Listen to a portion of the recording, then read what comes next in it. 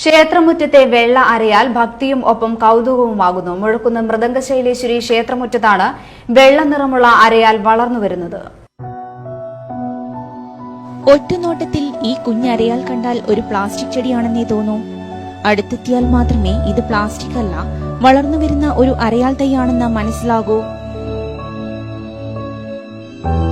പൊതുവെ ഇലകൾക്ക് പച്ച നിറമാണെങ്കിലും ചില തളിരിലകൾ വെള്ള നിറത്തിലും കാണാറുണ്ട്.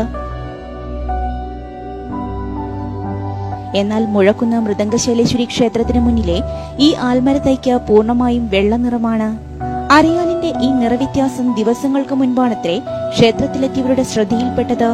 ക്ഷേത്രം മതിൽക്കെട്ടിനോട് ചേർന്ന് വളരുന്ന അരയാലിന്റെ തണ്ടും ഇലകളും മുഴുവൻ വെള്ള നിറമാണ്. ഇതാണ് ഭക്തർക്ക് ഭക്തിയും ഒപ്പം കൗതുകവുമേകുന്നത്. സംഭവം അറിഞ്ഞ നിരവധി ഭക്തജനങ്ങളാണ് ഈ അരയാൽ തൈ കാണാൻ ക്ഷേത്രമുറ്റത്തേക്ക് എത്തുന്നത്. ഇതിനെ ചുറ്റുമതിൽ കെട്ടി സംരക്ഷിക്കാനുള്ള ഒരുക്കത്തിലാണിപ്പോൾ ഭക്തജനങ്ങൾ. ഹൈവിഷൻ ന്യൂസ്, ഇരിട്ടി.